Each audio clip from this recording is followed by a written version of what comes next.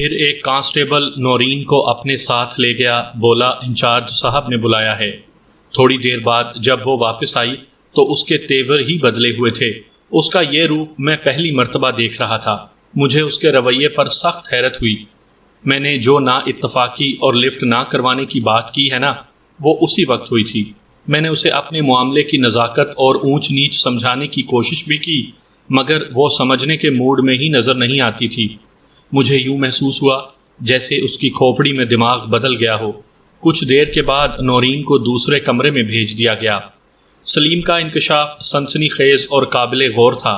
میں نے اس سے پوچھا، میری معلومات کے مطابق آپ دونوں کو لگ بھگ 2 بجے دوپہر گرفتار کیا گیا۔ ذرا سوچ کر بتاؤ، نورین کو تھانہ انچارج نے کب اپنے پاس بلایا تھا؟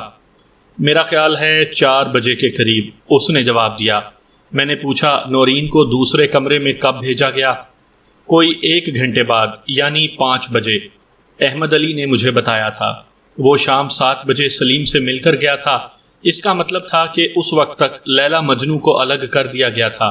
میں نے رشوت کے حوالے سے استفسار کیا۔ یہ 1 لاکھ روپے کی کیا کہانی ہے بھائی؟ پولیس والے مجھ سے رشوت طلب کر رہے ہیں، اس نے بتایا۔ ان کا کہنا ہے اگر میں 1 لاکھ کا انتظام کر دوں تو وہ مجھے چھوڑ دیں گے۔ میں نے ایک فوری خیال کے تحت پوچھا، رشوت کی بات انہوں نے کب کی ہے؟ اس نے متذبذب نظروں سے مجھے دیکھا۔ شاید وہ میرے سوال کو سمجھ نہیں پایا تھا۔ میں نے وضاحت کرنا ضروری سمجھا اور کہا، کیا انہوں نے تھانے پہنچتے ہی رشوت کا مطالبہ کر دیا تھا یا یہ بات بعد میں کی ہے؟ بہت بعد میں، اس نے جواب دیا۔ پاپا کے آنے کے بعد یہ بات سامنے آئی ہے۔ پاپا نے انہیں میری بے گناہی کا یقین دلانا چاہا تھا اور نتیجے میں انہوں نے مجھے چھوڑنے کے عوض 1 لاکھ روپے مانگ لیے۔ میں نے کہا، احمد علی لگ بھگ 7 بجے تم سے ملنے آیا تھا، اس کا مطلب ہے کہ اس وقت تک انہیں رشوت کا خیال تک نہیں آیا تھا۔ یہ ساری گڑبڑ نورین کے تھانہ انچارج کے پاس جانے کے بعد ہوئی ہے۔ وہ برا سا منہ بنا کر بولا، مجھے لگتا ہے نورین اس بارے میں بہت کچھ جانتی ہوگی۔ مجھے بھی یہی محسوس ہو رہا ہے، میں نے پرخیال انداز میں کہا۔ اسی لیے اس نے مجھ سے کھل کر بات نہیں کی۔ وہ خاصی پر اعتماد اور پر عزم نظر آ رہی ہے۔ وہ تامل کرتے ہوئے بولا، پتہ نہیں اس لڑکی کو بیٹھے بٹھائے کیا ہو گیا ہے، میں تو تصور بھی نہیں کر سکتا تھا وہ اتنی جلدی بدل جائے گی۔ ہو سکتا ہے پولیس والوں نے نورین کے ڈیڈی سے بھی بھاری رشوت طلب کی ہو۔ میں نے قیاس آرائی کی اور عبد الکریم نے ان کا مطالبہ پورا کرنے کی حامی بھر دی ہو۔ وہ تائیدی انداز میں بولا، ایسا ناممکن تو نہیں۔ عبد الکریم اپنی بیٹی کے چھٹکارے کے لیے 1 لاکھ خرچ کر سکتا ہے۔ سونے میں ملاوٹ کر کر کے اس نے کروڑوں کمائے ہیں۔ مصیبت پڑنے پر پیسہ کام نہ آئے تو پھر اس کس کام کا؟ مگر ایک بات مجھے الجھا رہی ہے۔ وہ یہاں تک پہنچ کر خاموش ہو گیا۔ میں نے پوچھا، تمہارے لیے کون سی بات الجھن کا باعث بن رہی ہے؟ اگر عبد الکریم پولیس والوں کا مطالبہ تسلیم کرنے پر تیار ہو گیا ہے تو نورین حوالات میں کیوں بند ہے؟ اس نے ایک نکتہ اٹھایا۔ اس کے نکتے میں اچھی خاصی جان تھی، تاہم میں نے کہا، ممکن ہے عبد الکریم رقم کا بندوبست کرنے گیا ہو۔ اتنی بڑی رقم ہاتھ میں تو نہیں ہوتی، بینک تو کل صبح ہی کھلیں گے۔ وہ ادھر ادھر سے رقم اکٹھی کر رہا ہوگا۔ پتہ نہیں وہ کیا کر رہا ہوگا، سلیم نے مایوسی سے کہا اور حوالات کے فرش کو گھورنے لگا۔ 1 لاکھ روپے بطور رشوت، اور وہ بھی معمولی نوعیت کے الزام میں۔ یہ مسٹری میرے ذہن کے لیے قابل قبول نہیں تھی، تاہم میں تھانے آنے سے پہلے کی بنسبت اب اچھا خاصا معلومات یافتہ ہو چکا تھا۔ نورین کا تھانہ انچارج کے پاس جانا، اس کا علیحدہ حوالات میں بند ہونا، اس کا اعتماد اور دعویٰ کہ اس کا ڈیڈی اس کی رہائی کا بندوبست کر چکا ہے، اور ان سارے معاملات کے بعد سلیم سے پولیس کا 1 لاکھ روپے مانگنا خالی از علت نہیں تھا۔ یہ مجھے ایک ہی زنجیر کی کڑیاں نظر آ رہی تھیں۔ اس راز پر سے صرف 2 افراد ہی پردہ اٹھا سکتے تھے، اور مجھے امید نہیں تھی کہ ان میں سے کوئی بھی میرے سامنے زبان کھولے۔ اول تھانہ انچارج اور دوم نورین کا باپ عبد الکریم۔ سلیم کی باتوں سے میں نے اندازہ لگا لیا وہ بڑی پریشانی میں تھا۔ میں نے اس کا کیس لڑنے کا فیصلہ کر لیا۔ مزید پوچھ گچھ سے قبل میں نے اس سے وکالت نامے پر دستخط کروا لیے۔ کچھ کہا نہیں جا سکتا تھا۔ ملاقات کی آسانی فراہم کرنے والا وہ پولیس اہلکار کب آ دھمکتا۔ ضروری کاغذی کارروائی مکمل کرنے کے بعد میں نے سلیم سے اس کی کہانی سنی، سلیم اور نورین کے باہمی روابط کی کہانی۔ آپ اسے محبت کی کہانی بھی کہہ سکتے ہیں۔ میں اس داستان میں سے غیر ضروری باتوں اور واقعات کو حذف کر کے مختصراً آپ کی خدمت میں پیش کرتا ہوں تاکہ آپ ان دونوں کے پس منظر سے بخوبی آگاہ ہو جائیں۔ ایک بات کی وضاحت کرتا چلوں، اس میں سے بہت اہم پوائنٹ مجھے بعد میں پتہ چلے تھے، لیکن میں نے واقعات کی ترتیب اور تسلسل کی خاطر انہیں یکجا کر دیا ہے۔ سامعین کرام، آپ سن رہے ہیں مرزا امجد بیگ ایڈوکیٹ کی کہانیوں کے سلسلے میں ایک اردو کہانی حاصل جمع، اور یہ اس سلسلے کی قسط نمبر 2 ہے۔ کسی زمانے میں احمد علی اور عبد الکریم میں دوستی ہوا کرتی تھی۔ وہ کراچی کے ایک پرانے علاقے میٹھا در میں رہتے تھے اور پیشے کے اعتبار سے سونے کی میکنگ سے وابستہ تھے۔ میکنگ کا کارخانہ کھارا در میں ہی واقع تھا، وہی کارخانہ جس کی بلا شرکت غیر اب عبد الکریم مالک تھا۔ سونے کے کاروبار کے سلسلے میں ان دونوں کا دعویٰ خاصا مختلف تھا۔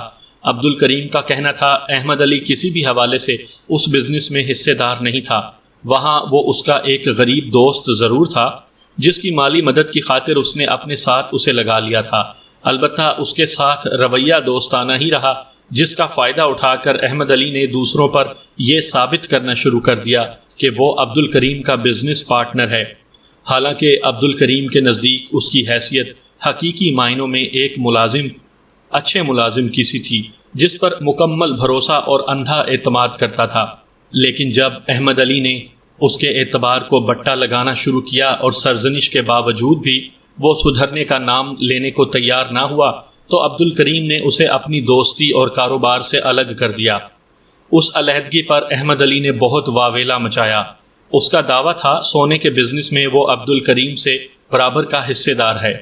دوستی کی وجہ سے اس نے کسی لکھت پڑھت کی ضرورت محسوس نہ کی اور کام کو دیانت داری سے چلانے کی کوشش کی، لیکن جب کاروبار چمک اٹھا اور عبد الکریم نے محسوس کیا کہ اب احمد علی کی زیادہ ضرورت نہیں رہی تو اس نے دوستی کی پیٹھ میں خنجر گھونپنے سے بھی دریغ نہ کیا۔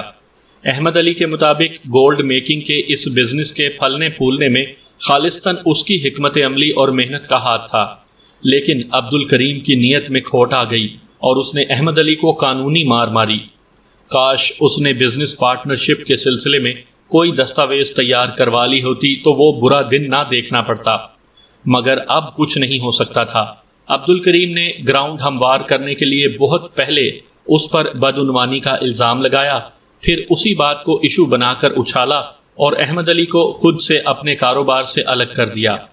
اس موقع پر دونوں ایک دوسرے کو الزام دے رہے تھے اور اس الزام کی زد میں ان کی دوستی آ رہی تھی۔ یہ دوستی بڑی عجیب و غریب شے ہے، محبت سے بھی زیادہ رلانے والی چیز۔ محبت تو بغیر سوچے سمجھے ہو جاتی ہے، لیکن دوستی ہمیشہ دیکھ بھال کر کی جاتی ہے، لہٰذا اس میں ناکامیابی روح کا آزار ثابت ہوتی ہے، اس میں رقیق اور گری ہوئی حرکت ناقابل برداشت ہو جاتی ہے، اور بعض اوقات برسوں کی دوستی کسی ایک معمولی سی بات یا واقعے کے طفیل مٹی میں مل کر رہ جاتی ہے۔ زبان کا گھاؤ اس تعلق کے لیے زہر حلال سے کم نہیں ہوتا۔ اس سلسلے میں ایک ریچھ اور انسان کی کہانی بہت مشہور ہے، نصیحت آموز اور خاصی دلچسپ ہے، اس لیے پیش خدمت ہے۔ ایک شخص روزانہ جنگل میں لکڑی کی تلاش میں جاتا تھا، یہی اس کا روزگار تھا۔ ایک دن اس نے ایک ریچھ کو ایک درخت کے تنے میں الجھے دیکھا۔ وہ ریچھ کے قریب پہنچا تو معلوم ہوا اس چرے ہوئے تنے میں ریچھ کا ہاتھ پھنسا ہوا ہے۔ کسی شکاری نے شاید شکار کی غرض سے وہ تنا خصوصاً چیر رکھا تھا۔ اس درخت پر شہد کا ذخیرہ تھا اور ریچھ اس نعمت خداوندی کو بڑی رغبت سے کھاتا ہے۔ اس کی بے پناہ طاقت اور موسموں کی سختی کے خلاف برداشت کا راز بھی یہی شہد خورانی ہے۔ خالص اور اصل شے ہی کو دوام ہے، چنانچہ اصلی شہد کا کوئی نعم البدل نہیں۔ الغرض اس شخص نے ریچھ کو مصیبت میں دیکھا تو اس کے دل میں اس کی مدد کا خیال آیا۔ اس نے بڑی احتیاط سے درخت کا تنا کاٹا اور ریچھ کو اس مصیبت سے نجات دلا دی۔ اس کا ہاتھ آزاد ہوا تو اس نے تشکر آمیز نگاہ سے اپنے دستگیر کو دیکھا اور جنگل کے ایک گوشے میں غائب ہو گیا۔ اگلے روز سے ایک عجیب معمول ہو گیا۔ وہ ریچھ شہد سے بھرا ہوا ایک برتن اپنے نجات دہندہ کے لیے لانے لگا۔ اس کے بدلے وہ شخص گھر سے ریچھ کے لیے روٹی پکوا لاتا۔ چند ہی روز میں ان دونوں میں گہری دوستی ہو گئی۔ اس شخص کی بیوی کے دل میں خود بدھ جاری تھی کہ آخر اس کے شوہر کا ایسا کون سا دوست ہے جو روزانہ شہد کا برتن بھر لاتا ہے۔ اور یہ بندہ خدا اس کے لیے روٹیاں پکوا کر لے جاتا ہے۔ اس نے شوہر سے 1-2 مرتبہ اس سلسلے میں استفسار کیا تو اس نے ایک دوست کہہ کر ٹال دیا، ریچھ کا کہیں تذکرہ نہ کیا۔ اس جواب سے بیوی کو تسلی نہ ہوئی اور تجسس کے ہاتھوں مجبور ہو کر اس نے ایک دن شوہر کے تعاقب کی ٹھانی۔ جب اس کا شوہر لکڑیاں کاٹنے جنگل کی طرف روانہ ہوا تو وہ بھی نظر بچا کر اس کا پیچھا کرتے ہوئے جنگل میں پہنچ گئی۔ پھر اس کی آنکھوں نے جو نظارہ دیکھا تو 14 طبق یک لخت گل ہو گئے۔ اس کا شوہر ایک ریچھ کے ساتھ بیٹھا خوش اداؤں میں مصروف تھا اور وہ ریچھ بڑے مزے سے روٹیوں پر ہاتھ صاف کر رہا تھا۔ بیوی کو شوہر کی اس حرکت پر شدید غصہ آیا۔ اس نے یہ فرض کر لیا کہ شوہر نے اسے بے وقوف بنانے کے لیے شہد کی کہانی تراشی ہے، ورنہ وہ اس منحوس ریچھ کی شکم پروری کے لیے دھوکے سے اس سے روٹیاں بنواتا ہے اور شہد وہ بازار سے خرید کر لے جاتا ہوگا۔ وہ تیش کے عالم میں درخت کی اوٹ سے نکل آئی اور شوہر کے ساتھ ساتھ اس ریچھ کو بھی بے نقط سنا ڈالی۔ شوہر منع ہی کرتا رہ گیا مگر بیوی کی گز بھر زبان نے اس روز اگلے پچھلے تمام ریکارڈ توڑ ڈالے۔ نتیجے میں شوہر نے اسے 2-4 کرارے ہاتھ دکھائے اور وہ ان دونوں کو کوستے ہوئے واپس چلی گئی۔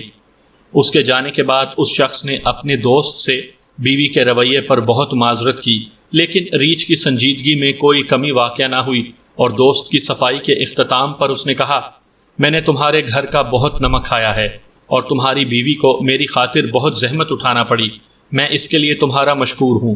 میری تم سے ایک درخواست ہے، تمہیں میرا یہ کام ہر صورت میں کرنا ہوگا۔ اس شخص نے سوالیہ نظروں سے ریچھ کو دیکھا، انداز میں ندامت بھری ہوئی تھی۔ ریچھ اپنی سنجیدگی کو برقرار رکھتے ہوئے بولا، تمہارے ہاتھ میں تیز دھار والی کلہاڑی ہے، تم نے ایک مرتبہ اس کی خطرناک ضربوں سے میرے پھنسے ہوئے ہاتھ کو نجات دلائی تھی، میں تم سے منت کرتا ہوں کہ میرے کندھے پر اسی کلہاڑی سے ایک وار کرو۔ اس شخص نے بے یقینی سے ریچھ کو دیکھا۔ ریچھ کے مطالبے میں قطعیت شامل تھی، پھر جب خوفناک غراہٹ بھی شامل ہونے لگی تو اس شخص کو ریچھ کی بات ماننا پڑی۔ اس واقعے کے بعد ریچھ اس سے جدا ہو گیا۔ اس شخص نے گھر آ کر اپنی بیوی کو بہت برا بھلا کہا اور بات آئی گئی ہو گئی۔ چند روز کے بعد ایک دن وہ ریچھ اچانک گھنے جنگل سے نکل کر سامنے آ گیا اور کندھے کا وہ حصہ اسے دکھایا جہاں اس نے کلہاڑی سے ایک خطرناک فرمائشی وار کیا تھا۔ کندھے کا زخم مندمل ہو چکا تھا۔ ریچھ نے فلسفیانہ انداز میں کہا، تمہاری کلہاڑی سے لگا ہوا زخم تو بھر گیا، لیکن تمہاری بیوی کی زبان نے میرے دل پر جو گھاؤ ڈالے ہیں وہ کبھی نہیں بھر پائیں گے، لہٰذا ہمیشہ کے لیے خدا حافظ، تم دوستی کے قابل نہیں ہو۔ کہانی تو محض کہانی ہوتی ہے، یہ سوچنے کی ضرورت نہیں ریچھ اور انسان میں کس طرح مکالمے بازی ہوئی ہوگی۔ نصیحت اور سبق اس کہانی سے یہ حاصل ہوتا ہے کہ دوستی سوچ سمجھ کر کرنا چاہیے، کیونکہ دوستی 2 جمع ستی کا نام ہے۔ اس کے لیے سینے میں چیتے کا دل اور ہاتھ میں حاتم کی سخاوت ہونی چاہیے۔ عبد الکریم اور احمد علی نے دوستی کے خاتمے پر اپنی اپنی بساط کے مطابق منہ شگافیاں کیں، البتہ ہر صورت میں احمد علی نقصان میں رہا۔ اس کا روزگار چھوٹ گیا۔ کچھ دن بعد وہ میٹھا در کو خیر بات کہہ کر گارڈن ویسٹ کے علاقے میں آ بسا۔ سال بھر بعد عبد الکریم نے بھی میٹھا در کا علاقہ چھوڑ دیا اور گارڈن ایسٹ کے ایک علاقے میں رہائش اختیار کر لی۔ وہ پہلے بھی صاحب حیثیت تھا، اب اس کی حیثیت کچھ اور بڑھ گئی۔ گارڈن کا ایسٹ اور ویسٹ دنیا کے ایسٹ اور ویسٹ کے متضاد ہے۔ احمد علی نے اپنی بساط کے لحاظ سے سولجر بازار میں کاسمیٹکس کی ایک چھوٹی سی دکان کھول لی جو اب پھول پھل کر ایک بڑے اسٹور کی صورت اختیار کر چکی تھی۔ دونوں دوست بظاہر ہمیشہ کے لیے ایک دوسرے سے جدا ہو گئے تھے، لیکن ان کی اولادیں ایک نئی کہانی رقم کرنے پر تل گئیں۔ گارڈن میں شفٹ ہونے کے بعد نورین اور سلیم میں ایک تعلق خاص پیدا ہو گیا، حالانکہ انہیں معلوم تھا کہ ان کے باپ ایک دوسرے کے لیے اپنے دل میں گہری رنجش رکھتے ہیں۔ نورین نے انگلش میں ماسٹرز کر رکھا تھا اور ایک مونٹیسوری اسکول میں پڑھاتی تھی۔ ٹیچنگ اس کا شوق اور ضد تھی، ورنہ اسے کسی شے کی کمی نہیں تھی۔ وہ ایک نہایت ہی مہنگے ٹریننگ سینٹر سے انٹرنیشنل لیول کا مونٹیسوری ٹیچنگ کورس بھی کر رہی تھی۔ مستقبل میں مغرب میں جا کر کسی اچھے اسکول میں پڑھانے کا ارادہ رکھتی تھی۔ عبد الکریم بہت ہی پریکٹیکل آدمی تھا۔ وہ اپنی اولاد کو قدموں پر کھڑا ہونے کی تلقین کرتا تھا۔ تعلیم سے فارغ ہوتے ہی بیٹے کو اس نے اپنے ساتھ لگا لیا۔ نورین بھی مثبت اور تعمیری انداز میں اپنا شوق پورا کر رہی تھی، اس لیے وہ اس کی تعلیم کا خرچہ اٹھا رہا تھا۔ احمد علی کی امیدوں کا واحد سہارا اس کا اکلوتا بیٹا سلیم تھا۔ وہ گریجویشن سے فارغ ہونے کے بعد باپ کا ہاتھ بٹانے لگا۔ ان کا کاسمیٹکس سٹور صبح 11 سے رات 12 بجے تک کھلا رہتا۔ سٹور سلیم ہی کھولتا تھا۔ 1 بجے دوپہر احمد علی سٹور پر آ جاتا۔ 1 سے 3 تک سلیم کی چھٹی ہوتی، پھر 3 سے رات 12 بجے تک وہ دکان میں جتا رہتا۔ احمد علی دوپہر 1 بجے سے شام 7 بجے تک سٹور پر رہتا۔ اس کے علاوہ ایک کل وقتی ملازم بھی وہاں کام کرتا تھا۔ سلیم کے پاس دوپہر میں صرف 2 گھنٹے تھے، 1 سے 3 بجے تک۔ وہ نورین سے اسی دوران میں ملاقات کرتا۔ نورین کا سکول 12 بجے آف ہو جاتا۔ 9 سے 12 تک وہ ننھے منھے بچوں کو زندگی کے ابتدائی ڈھنگ سے روشناس کراتی۔ گھر پہنچ کر وہ تھوڑا آرام کرتی، پھر ٹریننگ سینٹر کے لیے روانہ ہو جاتی۔ مذکورہ سینٹر میں سے 2 بجے سے شام 5 بجے تک کلاس ہوتی۔ جب ان کی ملاقات طے ہوتی تو نورین کو اس روز کلاس چھوڑنا پڑتی۔ سلیم کے پاس 1 سے 3 کا وقت فری ہوتا، گویا نقصان نورین ہی کا ہوتا تھا۔ وہ طے شدہ پروگرام کے مطابق مختلف مقامات پر ملتے۔ جب کچھ پہلے سے طے نہ ہوتا تو پھر کسی پارک میں جا بیٹھتے، جیسا کہ وقوعہ کے روز ہوا۔ میں پوری توجہ سے سلیم کی داستان سن چکا تو ایک سوال کیے بغیر نہ رہ سکا۔ سلیم، ایک بات تو بتاؤ، جب تم لوگوں میں اتنا زیادہ ربط ضبط تھا، انڈرسٹینڈنگ تھی، تو پھر اچانک نورین کو کیا ہو گیا؟ وہ دیکھتے ہی دیکھتے بدل کیسے گئی؟ یہ کیسی محبت تھی؟ محبت؟ وہ یکدم بے حد افسردہ نظر آنے لگا۔ پتہ نہیں نورین کو مجھ سے محبت تھی بھی کہ نہیں۔ عجیب آدمی ہو تم بھی، تمہیں اتنا بھی اندازہ نہیں؟ مجھے واقعی کچھ اندازہ نہیں وکیل صاحب۔ میں تھوڑی دیر تک بے یقینی سے اسے تکتا رہا، پھر پوچھا، تم لوگ کتنے عرصے سے مل رہے ہو؟ کم و بیش 1 سال ہو گیا ہے، اس نے بتایا۔ میں نے کہا، تم دونوں کے والدین میں ماضی میں ایک بہت بڑا اختلاف رہ چکا ہے، اس کے باوجود بھی تم نورین کی طرف بڑھے اور… وہ قطع کلامی کرتے ہوئے بولا، پتہ نہیں کیا بات ہے وکیل صاحب، میں نورین کے لیے بے اختیار ہو جاتا ہوں۔ لگتا ہے جیسے اس نے مجھ پر کوئی جادو وغیرہ کر دیا ہو۔ یہ سچ ہے، اس نے مجھے کبھی لفٹ نہیں کرائی تھی، میں ہی ہمیشہ اس کی طرف لپکا، اسے دوسروں ہی سے فرصت نہیں تھی۔ شاید وہ مجھے خود سے کمتر سمجھتی تھی، لیکن 1 سوا سال پہلے اچانک نورین میں ایک مثبت تبدیلی آئی اور وہ میری جانب توجہ دینے لگی۔ اس نے سانس لینے کے لیے توقف کیا۔ میں احمد علی کے کہے ہوئے اس جملے پر غور کرنے لگا کہ نورین ہی اس کے بیٹے کے پیچھے پڑی ہوئی ہے، ورنہ سلیم تو اس لائن کا ہی نہیں۔ وہ دوبارہ گویا ہوا، میں تو یہی سمجھ رہا تھا خدا نے میری سن لی، جو نورین نے میری طرف رخ کیا، لیکن اب پھر معاملہ گڑبڑ ہوتا نظر آ رہا ہے۔ اس کا حالیہ رویہ خاصا تکلیف دہ ہے میرے لیے۔ میں نے صاف گوئی کا مظاہرہ کرتے ہوئے کہا، ان باتوں سے تو لگتا ہے تمہیں نورین سے محبت ہے اور وہ محض تم سے تفریح لے رہی ہے۔ اگر وہ بھی سنجیدہ ہوتی تو پھر اس نوعیت کے رد عمل کا مظاہرہ نہ کرتی۔ اس موقع پر تو تم دونوں کو ہی باہمی اتفاق سے کام لے کر پولیس والوں کو ناکامیاب بنانا چاہیے۔ ہو سکتا ہے یہ نورین کا وقتی رد عمل ہو۔ وہ اپنے دل میں نورین کے لیے خاصی گنجائش رکھتا تھا۔ وہ اپنے باپ کے بھڑکانے میں آ گئی ہو، بعد میں جب اسے اپنی غلطی کا احساس ہو تو وہ مجھ سے آ ملے۔ یہ ایک طرح سے سلیم کی خوش فہمی بھی ہو سکتی تھی، لیکن میں اس کی توقعات کو سرے سے رد کرنے کی پوزیشن میں نہیں تھا۔ ایسا ممکن بھی تھا، تاہم جب تک مجھے دوسری طرف کی کہانی معلوم نہ ہو جاتی میں حتمی طور پر کچھ نہیں کہہ سکتا تھا۔ میں نے سلیم کو تسلی دی کہ اس کی ضمانت کروانے کی پوری کوشش کروں گا۔ پھر مزید چند باتوں کے بعد میں نے اسے کچھ ہدایات دیں اور اس کے پاس سے واپس آ گیا۔ اس وقت تک تھانہ انچارج واپس آ چکا تھا۔ میں نے سوچا اس سے بھی تھوڑی الیک سلیک ہو جائے۔ میں اس کے کمرے کی جانب بڑھ گیا۔ وہ مجھے اچھی طرح جانتا تھا۔ دیکھتے ہی بآواز بلند بولا، آئیں بیگ صاحب، آج کیسے راستہ بھول گئے، خیریت تو ہے نا؟ اس کی باتوں سے اندازہ ہوا وہ میری وہاں موجودگی سے واقف نہیں تھا۔ وہ یہی سمجھا تھا میں ابھی ابھی باہر سے آیا ہوں۔ میں نے اس کے سوال کا جواب دیتے ہوئے کہا، ادھر سے گزر رہا تھا، سوچا آپ کو سلام کرتا چلوں۔ میں نہیں مان سکتا، آپ نے صرف سلام کرنے کے لیے یہ زحمت کی ہو۔ وہ طنزیہ لہجے میں بولا، آپ تو بہت مصروف وکیل ہیں۔ ایک لمحے کے توقف سے اس نے اضافہ کیا، خیر بتائیں ٹھنڈا چلے گا یا گرم؟ نہ ٹھنڈا نہ ہی گرم، شکریہ، میں نے سنجیدگی سے کہا۔ ویسے آپ کا اندازہ بالکل درست ہے، میں بہت مصروف وکیل ہوں اور آپ کے پاس کسی خاص مقصد ہی سے آیا تھا۔ وہ سیدھا ہو کر بیٹھ گیا اور محتاط نظر سے مجھے دیکھتے ہوئے بولا، فرمائیں، میں آپ کی کیا خدمت کر سکتا ہوں؟ میرا موکل آپ کے تھانے کی حوالات میں بند ہے۔ میں نے ایک ایک لفظ پر زور دیتے ہوئے کہا، میں ذرا اس سے ملنے آیا تھا۔ آپ اپنے کس موکل کی بات کر رہے ہو؟ وہ تیز نظر سے مجھے گھورنے لگا۔ میں نے کہا، میرے موکل کا نام سلیم ہے۔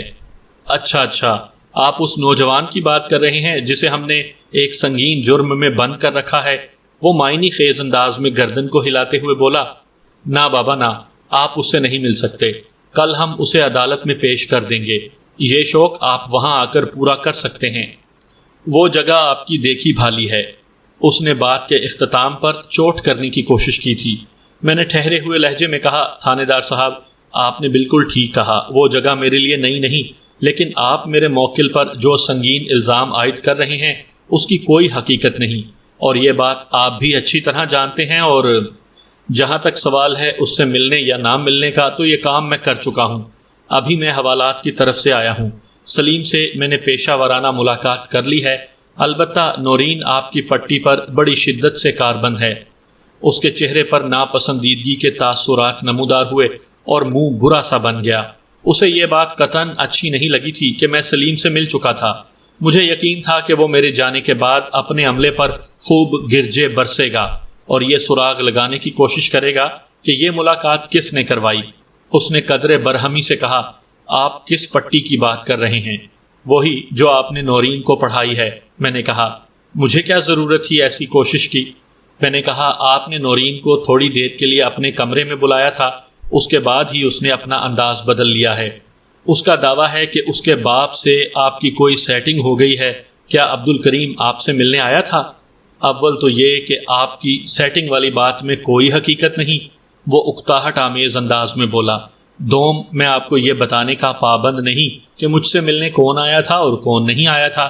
آپ بالکل بجا فرماتے ہیں، اس سلسلے میں آپ پر کوئی پابندی عائد نہیں کی جا سکتی۔ میں نے اسی کے خیالات کی ترجمانی کرتے ہوئے کہا، میں تو آپ کے رشوتی مطالبے کے بارے میں جاننا چاہتا تھا۔ رشوتی مطالبہ؟ وہ ایک دم اچھل پڑا۔ میں نے کہا، کیا میں نے کوئی انہونی بات کر دی؟ وہ غصیلے انداز میں بولا، آپ مجھ پر رشوت لینے یا رشوت طلب کرنے کا الزام لگا رہے ہیں۔ یہ خوب ہے جناب، آپ نے اپنے لیے تو لفظ الزام سا استعمال کیا اور میرے موکل کے لیے جرم کا استعمال ہو رہا ہے۔ بہرحال میرا مطلب رشوت ہی تھا۔ کیا آپ نے سلیم کے باپ احمد علی سے 1,00,000 روپے طلب نہیں کیے اس کی رہائی کے بدلے؟ وہ ایک دم ہتھے سے اکھڑ گیا۔ یہ سراسر جھوٹ ہے۔ اس کا مطلب ہے عبد الکریم سے آپ کی کوئی ڈیل ہو گئی ہے۔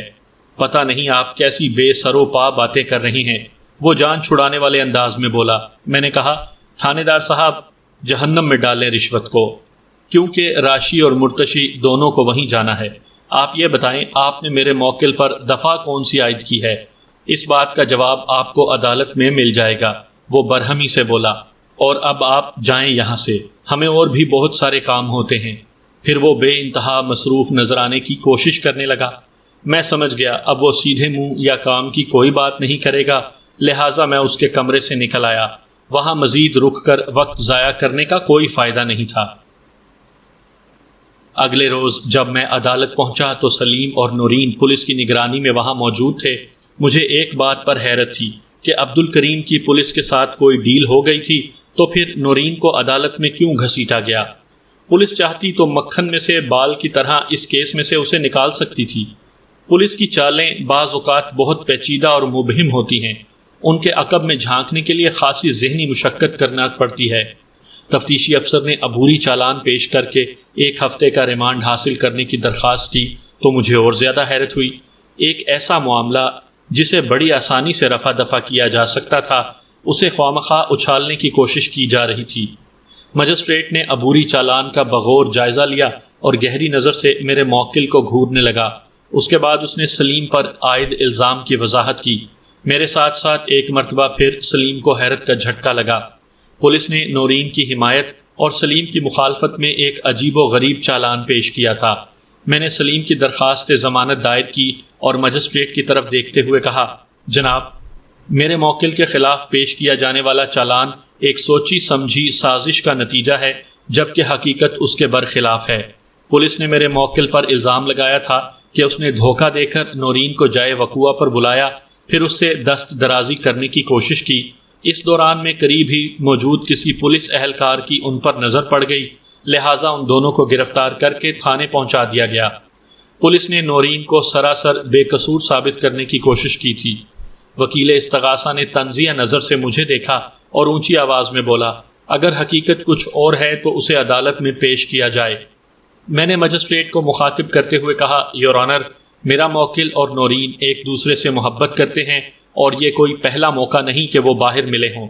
میں آپ کو آبجیکشن یور آنر، وکیل استغاثہ نے قطع کلامی کرتے ہوئے کہا، نورین صاحبہ ملزم کے ساتھ کسی قسم کا کوئی سنجیدہ تعلق نہیں رکھتی۔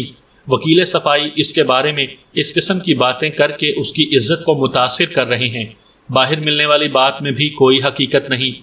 مجسٹریٹ نے سوالیہ نظر سے مجھے دیکھا۔ میں خفیف سا مسکرایا اور وکیل استغاثہ کی طرف معنی خیز انداز میں تکنے کے بعد منصف کی طرف متوجہ ہو گیا۔ جناب عالی، اگر معزز عدالت کی اجازت ہو تو میں اپنی بات مکمل کر لوں۔ ممکن ہے وکیل استغاثہ کو اپنے سوال کا جواب مل جائے۔ آپ اپنی بات مکمل کر لیں بیگ صاحب، مجسٹریٹ نے ٹھہرے ہوئے لہجے میں کہا۔ میں نے کھنکار کر گلا صاف کیا اور کہنے لگا، جناب عالی، معزز عدالت کے سامنے حقائق کو بے نقاب کرنے یا اجاگر کرنے سے کسی کی عزت متاثر ہو رہی ہو تو اس بات کی پرواہ نہیں کی جاتی۔ جب تک حقیقت کھل کر منظر پر نہیں آئے گی، انصاف کے تقاضے پورے نہیں ہو سکتے۔ میں نے ذرا توقف کر کے حاضرین عدالت کو دیکھا، پھر بات جاری رکھتے ہوئے کہا، یور آنر، میں نے تھوڑی دیر پہلے عرض کیا ہے کہ نورین اور میرے موکل کے درمیان ایک سنجیدہ تعلق موجود تھا۔ اس تعلق کو پسندیدگی یا محبت کا نام دیا جا سکتا ہے۔ نورین اپنی مرضی اور منشا سے ملزم کے ساتھ جائے وقوع پر پہنچی تھی۔ اس میں میرے موکل کے کسی فریب یا دھوکے کو دخل نہیں۔ پولیس کا ریکارڈ اس سلسلے میں ڈھکا چھپا نہیں کہ یہ پیدا کے چکر میں عوام کو پریشان کرتے ہیں۔ تفریحی مقامات پر، خصوصاً پارکس اور ساحل سمندر پر، ان کی تو چاندی ہوتی ہے۔ جہاں کہیں کوئی جوڑا دیکھا، یہ گھیرنے پہنچ جاتے ہیں۔ بعض اوقات نو بیاہتا جوڑوں کو بھی کچھ دے دلا کر اپنی جان چھڑانا پڑتی ہے۔ اگر کوئی ان سے کہے کہ ہم میاں بیوی ہیں تو یہ لوگ فوراً نکاح نامہ طلب کرتے ہیں۔ اب بتائیے بھلا نکاح نامہ جیب میں رکھ کر کون گھومتا ہے؟ آپ کا مطلب ہے چوری چھپے ملنے والے جوڑوں کو کھلی چھوٹ دے دینا چاہیے؟ وکیل استغاثہ نے نکیلے لہجے میں مجھ سے دریافت کیا۔ میں نے ترکی با ترکی کہا، میرے فاضل دوست، ابھی میری بات مکمل نہیں ہوئی تھی کہ آپ نے پھر مداخلت کر دی۔ بہرحال میں پہلے آپ کے سوال کا جواب دیتا ہوں، پھر آگے بڑھوں گا تاکہ آپ اطمینان سے میری بات سن سکیں۔ پھر ایک لمحے کا وقفہ کر کے میں نے سلسلہ کلام جاری رکھا۔ ہم ایک آزاد ملک کے باشندے ہیں۔ عاقل اور بالغ لوگ پختہ سمجھ اور شعور رکھتے ہیں۔